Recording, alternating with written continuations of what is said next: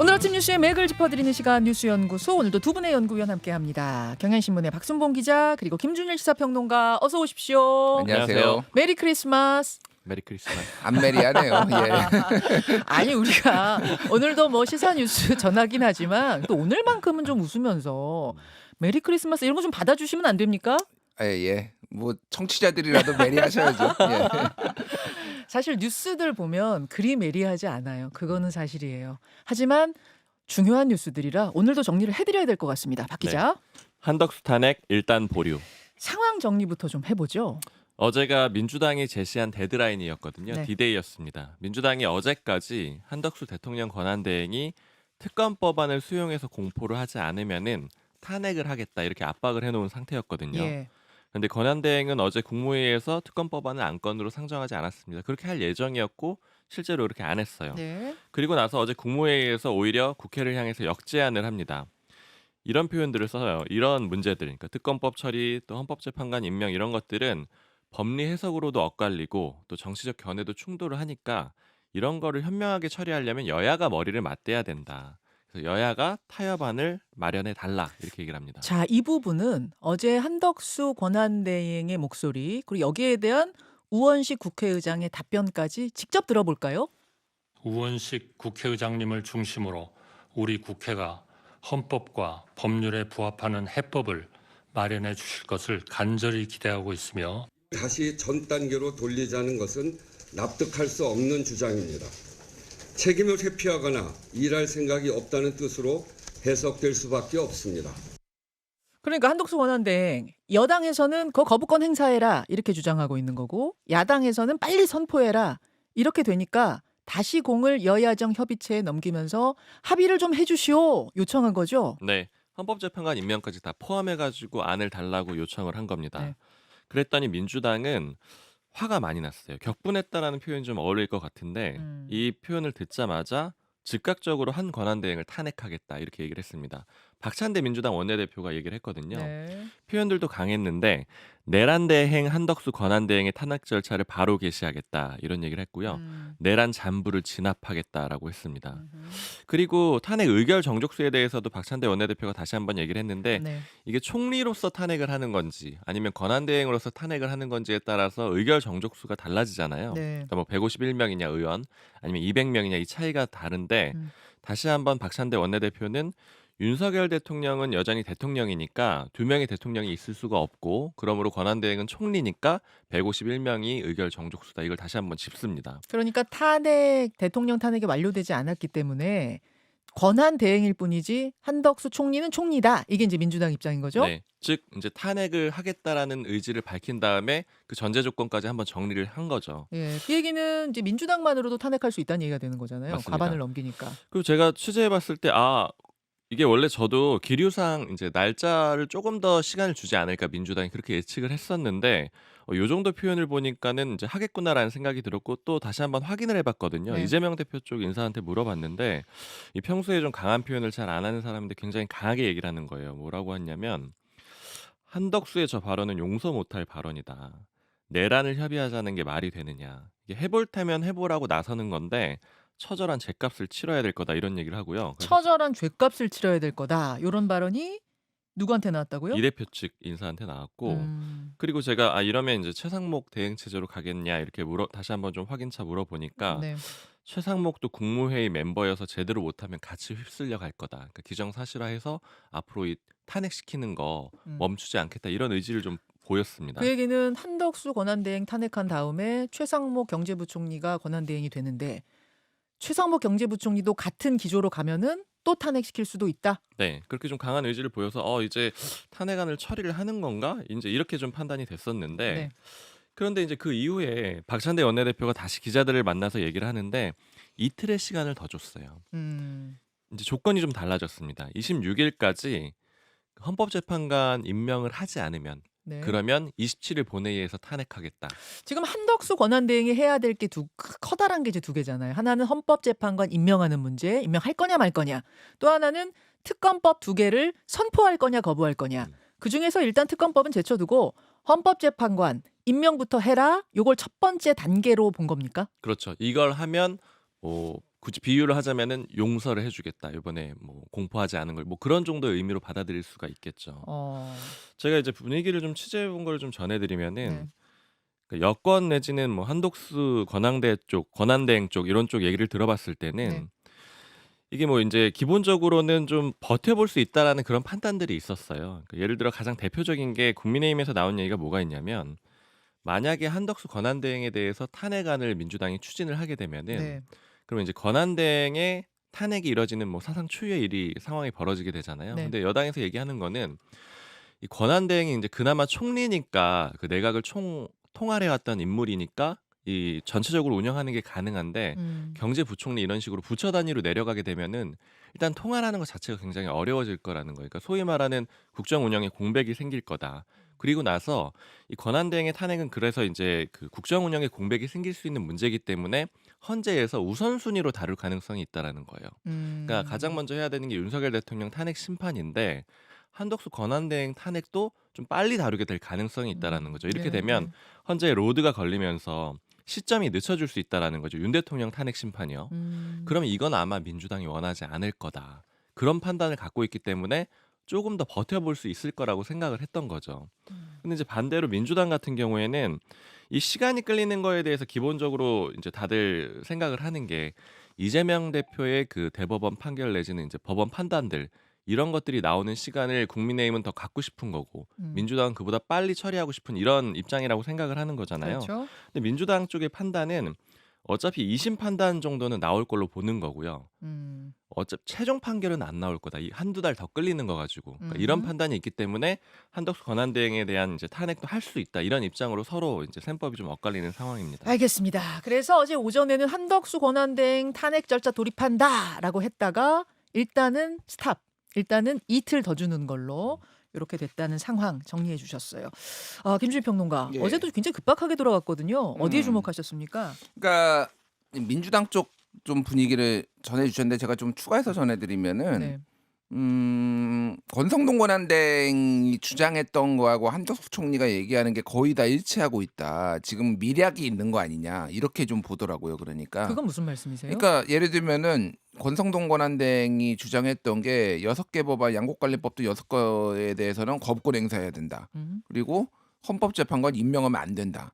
그리고 양 쌍특검도 거부권 행사해야 된다. 뭐 이거잖아요. 근데 사실 대통령 권한대행의 권한을 행사를 하려면 일관되게 하든지 뭐 일관되게 안 하든지 뭐 이래야 되는데 이게 왔다 갔다 하는 거는 좀 이상하거든요, 사실. 근데 지금 약간 그런 쪽으로 가고 있다라는 거고 어제 한겨레가 보도가 한 2시 반쯤에 어제 오후 2시 반쯤에 네. 나왔는데 제목이 이거예요. 여권 핵심이 얘기를 한 건데 한덕수 헌법재판관 3명 임명 안기로 입장 굳혀. 일단 지금 한덕수 권한대행은 헌법재판관 임명에 대해서 입장 안 정한 게 공식이거든요.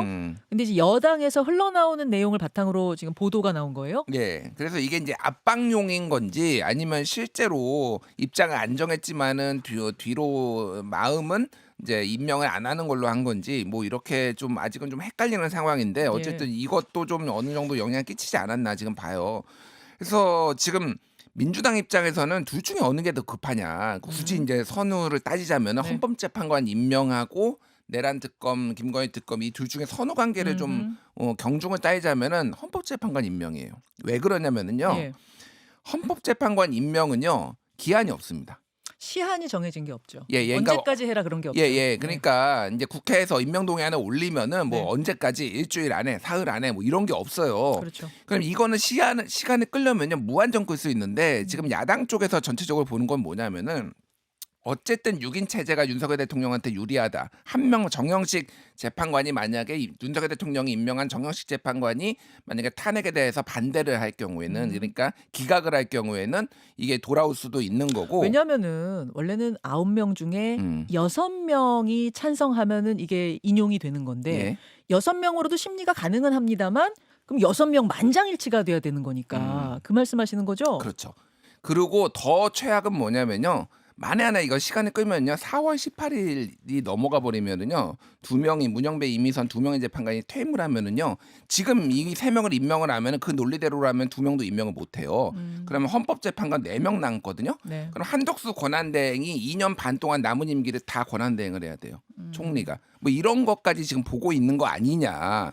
그래서 뭐 무한정 시간을 끌려는 거 아니냐라고 생각하기 때문에 이거를 그래서 26일로 지금 민주당이 옮긴 이유도 어제 이제 발의를 바로 탄핵안을 발의를 하려고 한 것도 이제 임명동의안을 26일 본회의 열어서 그걸 올린다라는 거예요. 네. 그럼 그날 헌법재판관 임명하는지 보고 안 하면 탄핵을 하겠다라는 거고. 그런 이유로 특검보다 헌법재판관 임명을 더 중하게 보고 예. 있다. 그렇게 그 그리고 이제 말씀이시죠? 이 탄핵이라는 게 결국은 이제 그 프로세스가 발의, 보고, 상정, 표결인데 네. 발의랑 보고는 사실상 한 묶음이에요. 그리고 그거 한 다음에 24시간 이후 72시간, 그러니까 상정 표결 한 묶음이니까 어제 발의를 하나 26일 날 발의를 하나 큰 차이가 없습니다, 사실상. 그러니까 좀 더 이제 최후 통첩이다. 헌법재판관 일단 임명부터 해라. 요거로 보시면 될 것 같아요. 알겠습니다. 요 상황들 관련해서는요. 잠시 후에 민주당 박범계 의원 연결을 할 겁니다. 어떤 생각들 갖고 있는지. 혹시 내일 한덕수 총리가 헌법재판관 임명 안 하면 그럼 진짜 탄핵 절차 들어가는 건지 등등등등 인터뷰로 풀어보겠습니다. 두 번째 이슈 넘어갈까요, 박 기자? 계엄군 의장 공간까지. 예, 계엄 해제 후의 상황에 대한 어떤 내용들이 지금 속속 나오고 있어요. 네, 국회 사무처에 제보가 들어왔다라는 거예요. 네. 그러니까 계엄 당시에 국회의장 공간으로 계엄군이 의장을 체포하려고 하는 그런 정황이 있었다. 이런 제보가 들어와서 주변 CCTV를 다 전수조사를 해봤다라고 합니다. 예. 그런 다음에 봤더니 실제로 군이 와 있었던 거예요. 그러니까 음. 한남동에 의장 공간이 있거든요. 네. 시간이 언제냐면 지난 4일 새벽 1시 40분입니다. 이때가 언제냐면 계엄을 국회에서 해제한 직후입니다. 네. 가결이 된 직후였습니다. 이 공간 담벼락 쪽에 군복을 입은 사람 9명, 그다음에 사복 입은 사람 2명 이렇게 총 11명이 무리지어서 다니고요. 이 사복 입은 2명이 좀 통솔하는 사람처럼 보여요. 그래서 좀 앞장서서 데리고 다니고요. 이렇게 움직이다가 10분 뒤쯤에는 공간 정문에 집결을 합니다. 그리고 철수한 게 한 3시간쯤 뒤에요. 새벽 4시 45분쯤에나 철수를 합니다. 그래서 지금 국회 사무처에서 추정을 하기로는 네. 2차 계엄을 하려고 했거나 아니면 의장을 체포하려고 한 거 아니냐 이렇게 좀 보고 있습니다. 그리고 나서 국방부 쪽에 해명을 요청을 했거든요. 네. 그랬더니 국방부의 해명은 이건 대통령 경호처가 요청을 했기 때문에 보낸 군이다 이렇게 얘기를 합니다. 그건 무슨 말이죠? 한남동에 대통령 공간도 있고요. 또 의장 공간이 있습니다. 그래서 예. 이 지역이 공간이 밀집되어 있는 지역이라서 대통령 경호처가 경비를 좀 강화해달라 이렇게 요구를 했다라는 거예요. 그래서 수방사에서 군인 70명을 서울 한남동에 보냈고 그중에 11명은 의장 공간으로 보낸 것이다. 그러니까 오히려 경비를 강화하려고 보낸 인력이다라는 게 국방부 입장인 거고 보호해 주려고 보냈다라는 거죠. 국회의장 측에서는 나 체포하려고 보낸 거 아니야? 완전 다른 해석이네요. 그렇죠. 그리고 나서 재반박을 다시 국회의장실에서 한 거는 네. 경호를 요청한 적이 일단 없고 그 다음에 계엄군한테 경호 요청하는 게 말이 되느냐, 잡으러 오는 사람한테 보호해달라고 하는 게 말이 되느냐 이렇게 반박을 하고 있어서 또 이후에 좀 진실 공방이 있을 걸로 보입니다. 어제 이제 그 내용이 새로 드러난 거. 어제도 굉장히 새로운 내용들이 많이 나왔잖아요. 하나는 비상계엄의 기획자로 지금 지목받고 있는 노상원 씨 관련된 얘기예요. 네. 이 노상원 전 정보사령관 뭐 무속을 맹신했다 이런 얘기들이 많이 나오고 있는데 네. 이런 사례들이 연이어 보도가 되고 있습니다. 어떤 거 있습니까? 오늘 이제 서울신문이 보도를 한 건데 2016년에 정보사령관으로 부임을 했을 때 그 운전병의 생년월일 태어난 시를 보고를 받았다라는 거예요. 운전병에 태어난 시요? 왜요?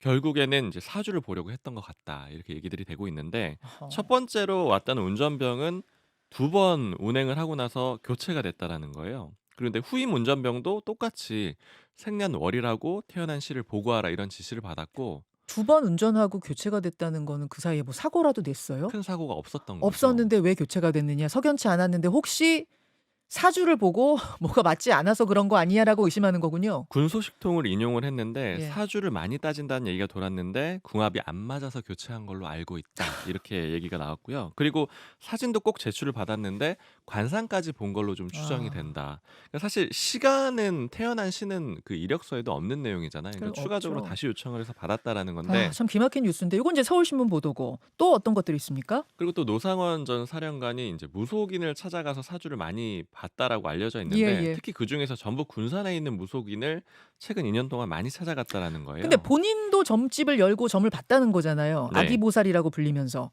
근데 또 다른 더 용한 뭐 무속인을 찾아갔다는 거예요? 이 무속인이 언론 인터뷰를 했거든요. 예. 뭐 SBS랑 JTBC에 얼굴을 드러내고 인터뷰를 했는데 말씀하신 그 지점을 좀 언급을 했어요. 그러니까 확인하는 차원에서 왔더라는 거예요. 그러니까 자기가 사주를 쫙 본 다음에 이런 내용인데 맞는 것 같으냐. 그러니까 더 용한 어. 사람한테, 더 소위 말하는 더 잘하는 사람한테 확인해 보려고 왔던 걸로 이렇게 추정이 되는 거고요. 뭘 물어봤다고 합니까? 뭐 예를 들어서 그 김용현 전 장관은 뭐 어떻게 될 것 같으냐, 내가 음. 끝까지 갈 수 있는 사람이냐, 올라가면 뭐 나랑 잘 맞을 것 같으냐, 이런 것들을 물어봤다라고 하고요. 음. 그리고 그 윤석열 대통령에 대해서도 얘기를 했다라는 거예요. 특히 이 무속인이 네. 윤석열 대통령은 1년을 남겨놓고서 탄핵이 될 것 같다, 이런 식으로 얘기를 했다라는 그 거예요. 군산 무속인이 네, 그랬더니 아니다, 너가 잘못 알고 있는 거다. 그리고 특히 그 생년월일 자체가 국민들이 알고 있는 거랑 다르다. 그래서 음. 그럼 언제냐, 이 무속인이 다시 음. 물어보니까 네. 그거는 이제 얘기를 안 해줬다라고 합니다. 음. 그래서 이제 전반적으로 뭐 종이에다가 여러 사람들의 이름을 가지고 왔는데 뭐 국방부 관계자들이 많았다라 그래요. 네. 그래서 이거를 다 파악을 해가지고 어떠냐, 뭐 이 내용이 맞느냐, 이런 식으로 많이 물어봤다라고 합니다. 참 이런 사람이 지금 이 계엄의 실세 기획자 혐의를 받고 있는 거 아닙니까? 기가 막히고 코가 막히고 계엄이 장난이냐 이 얘기가 또 나오네요. 김준일 평론가. 예.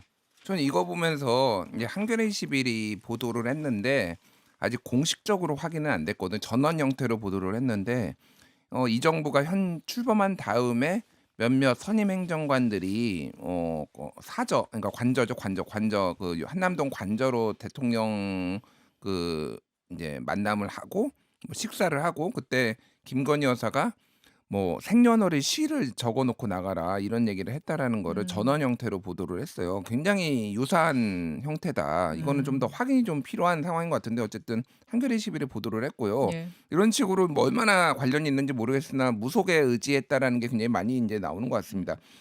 KBS가 보도한 게 또 눈에 띄는데 비슷한 맥락이에요. 그 총선 전에 예. 김용현, 신원식 그리고 조태용 뭐 이렇게 모여가지고 네. 계엄해야 되겠다 이런 얘기를 3월 말에 했다라는 보도가 있었잖아요. 있었죠. 총선 이후에도 그러니까 총선 한 달 뒤. 그러니까 한 뭐 5월 초 정도 되겠죠. 4월 말 5월 초 이때도 또 모여가지고 똑같으면 거의 비슷한 멤버가 모여가지고 이번에 4월 총선에 부정선거가 있었으니 계엄을 해야 되겠다. 또 얘기를 했다라는 거예요. 그 이후에도 뭐 여러 정황이 있었지만 9월, 10월 뭐 이때도 장성들 모아놓고 계엄해야 되겠다. 그러니까 이런 맥락들이 지금 계속 나오는 것 같고 예. 저는 국회의장 얘기가 너무 눈에 띄더라고요. 어떤 어제. 부분이요? 아니, 그러니까 이 계엄군은 이제 내가 불렀을 리가 있냐. 예, 예, 워딩이 관저에. 이거예요.